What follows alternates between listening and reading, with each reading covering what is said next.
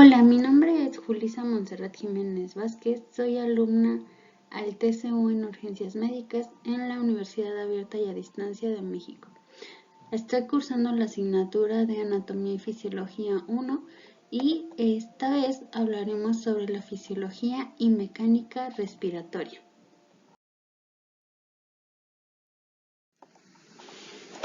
La mecánica respiratoria incluye el intercambio de gases a nivel alveolar, es decir, la hematosis y la transmisión de distintas sustancias que promueven la homeostasis.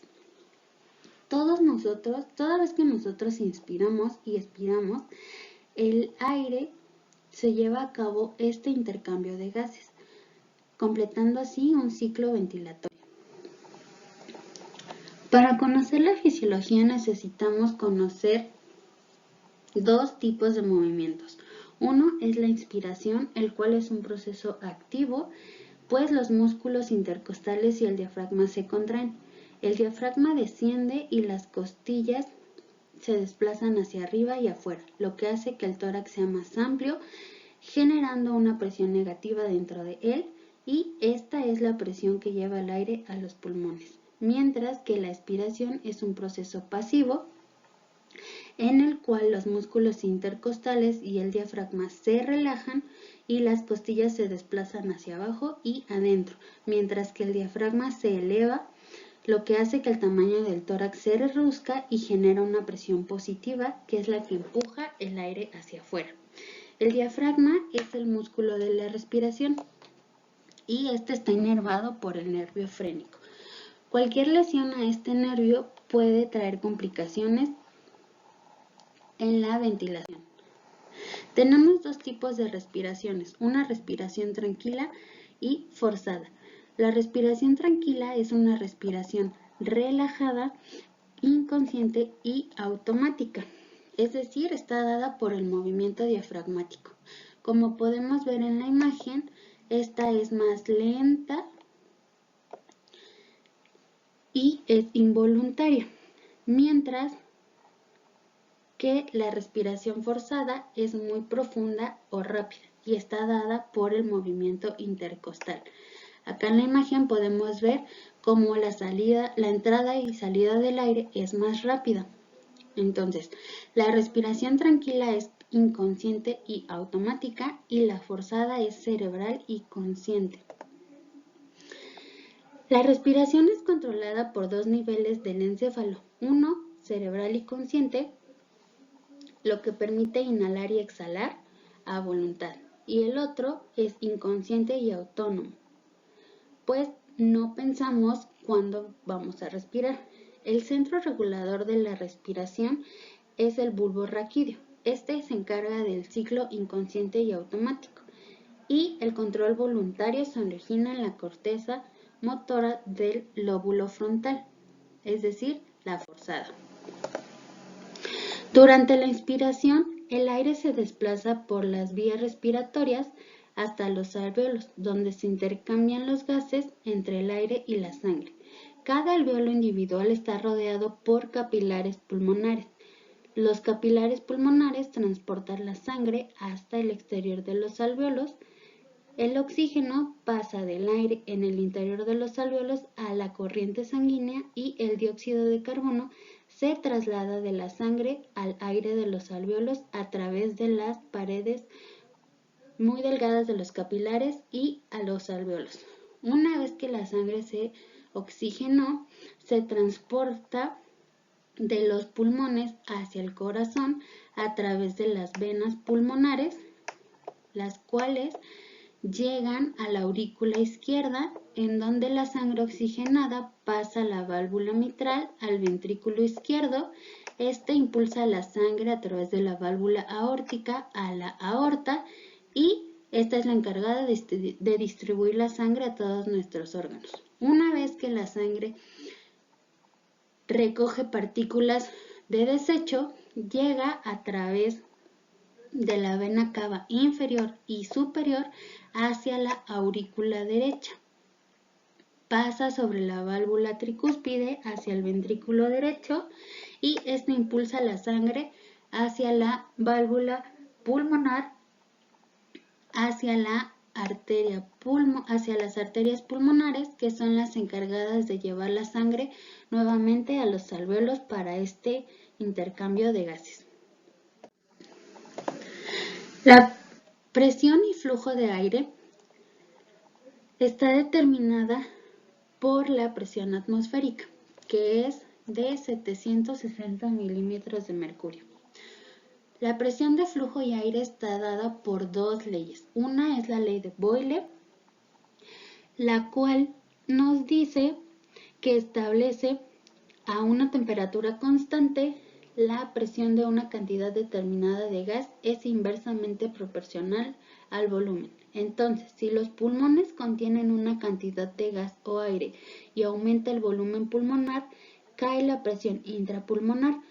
Por el contrario, si el volumen pulmonar disminuye, la presión intrapulmonar aumenta.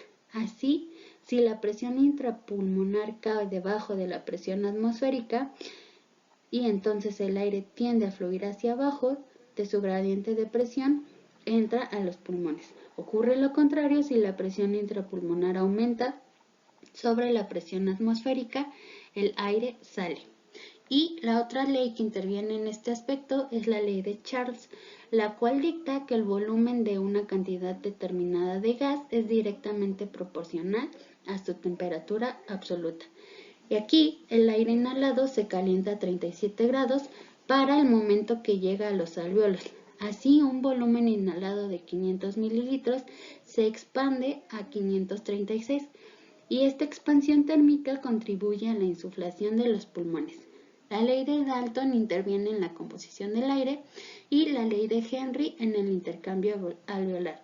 Estas dos las veremos más adelante. La resistencia al flujo de aire, está dada por tres parámetros. Uno, el diámetro de los bronquiolos, con su capacidad para aumentar o reducirse, son los medios primarios para el control de la resistencia. Aquí interviene la broncodilatación, en donde se tiende a un aumento de aire, y la broncoconstricción, que limita el flujo de aire. El otro aspecto es la distensibilidad pulmonar, que es la facilidad con la que se expanden los pulmones, y la tensión superficial en los alvéolos y bronquiolos distales.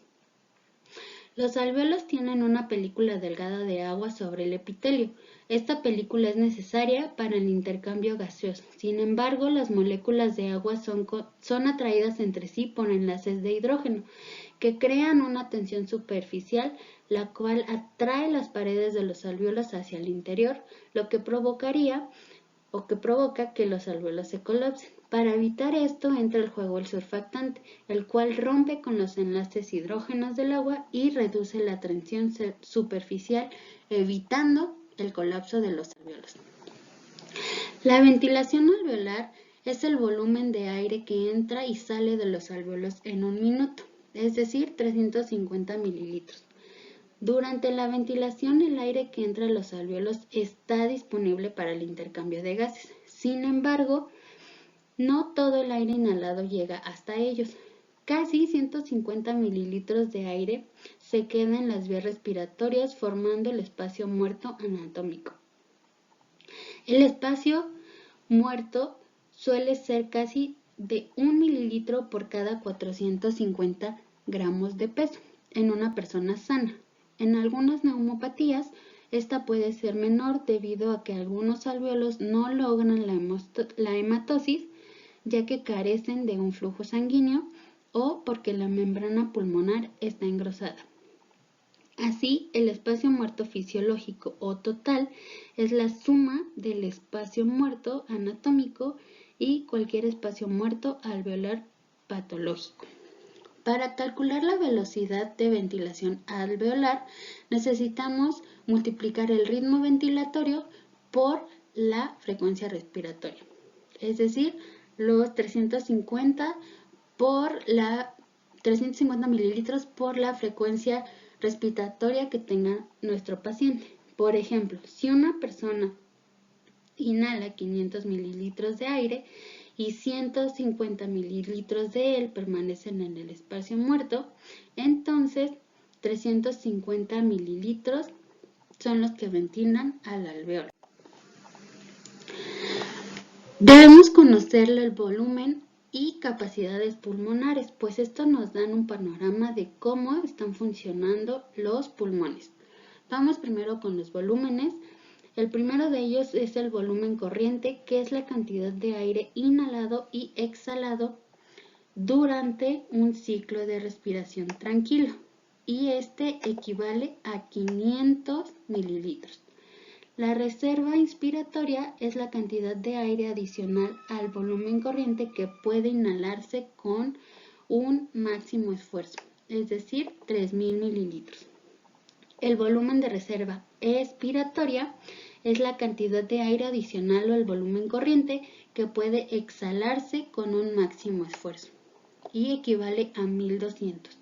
El volumen residual es la cantidad de aire que permanece en los pulmones después de una expiración máxima, es decir, la cantidad de aire que nunca vamos a poder exhalar de manera voluntaria y equivale a 1.300 mililitros. El volumen minuto es la cantidad de aire inhalado en un minuto y esta la calculamos al multiplicar el volumen corriente por la frecuencia respiratoria en un minuto. Las capacidades, tenemos la capacidad vital, que es la cantidad de aire que puede inhalarse y luego exhalarse con un esfuerzo máximo. Esta es de 475 mililitros. La capacidad inspiratoria es la cantidad máxima de aire que puede inhalarse después de una expiración total y equivale a 350 mililitros. La capacidad residual funcional es la cantidad de aire que permanece en los pulmones después de una expiración normal, es decir, 250 mililitros. Y la capacidad pulmonar total es la cantidad máxima de aire que pueden contener los pulmones, 6.000 mililitros. Y en la imagen aquí podemos ver estos volúmenes y estas capacidades de manera más específica o para poder compararlas y entenderlas un poco mejor. El intercambio y transporte de gases. Para esto debemos conocer cuál es la composición del aire. Y como recordarán, en esta interviene la ley de Dalton. Bueno, el aire está compuesto por nitrógeno en un 78.6%, oxígeno en un 20.9%, dióxido de carbono 0.04% y el vapor de agua está dado de 0 a 4%. Además de que el aire también contiene cantidades mínimas de otros gases. La ley de Dalton nos dice que la presión atmosférica total es la suma de las contribuciones de estos gases individuales. Recordemos que la presión atmosférica a nivel del mar es de 760 milímetros de mercurio. Por lo tanto, la ley nos ayuda a conocer la presión parcial de cada gas en el aire mediante un cálculo sencillo. Por ejemplo, para calcular la presión parcial del nitrógeno, debemos de multiplicar la constitución o el porcentaje que representa este gas en el aire por la presión atmosférica, 760 milímetros de mercurio, y nos da una presión parcial de nitrógeno de 597. La siguiente tabla nos muestra la composición del aire inspirado y el aire alveolar, pues recordemos que estos dos son distintos. Podemos ver que el aire inspirado en el nitrógeno, como veíamos en el cálculo pasado, es de 597 milímetros de mercurio su presión parcial. Para el oxígeno es de 159 Para el agua es de 3.7 y para el dióxido de carbono es 0.3, lo que nos da un total de 760 que corresponden a la presión atmosférica. El intercambio alveolar se da cuando el aire de los alvéolos está en contacto con la película de agua que cubre el epitelio alveolar. Para que el oxígeno entre en la sangre debe disolverse en esta agua y atravesar la membrana respiratoria que separa el aire de la circulación sanguínea. Para que el dióxido de carbono deje la sangre, debe pasar en el otro sentido y difundirse hacia afuera de la película de agua en el aire alveolar.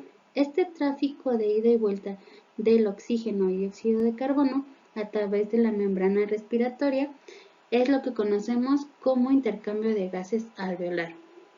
Como mencioné anteriormente, la ley de Henry se aplica en el intercambio gaseoso alveolar y establece que en la interfaz aire-agua para una temperatura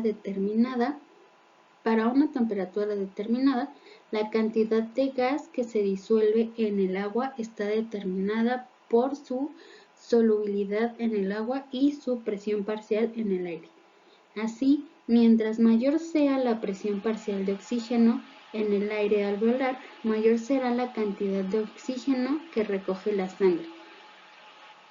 Y como la sangre que llega a un alveolo tiene una presión parcial de dióxido de carbono mayor que el aire, libera CO2 o dióxido de carbono en el aire. En los alvéolos se dice que la sangre descarga dióxido de carbono y carga oxígeno. Pues bien, esta es la mecánica y fisiología de la ventilación. Pienso que conocer sobre este tema es muy relevante, pues sabemos que distintas patologías pueden alterar esta mecánica o la fisiología ventilatoria. Y como TCU debemos de saber cómo funciona normalmente para poder identificar alteraciones y saber qué intervenciones o cuidados dar al paciente para ayudarlo a tener una mejor ventilación. Gracias.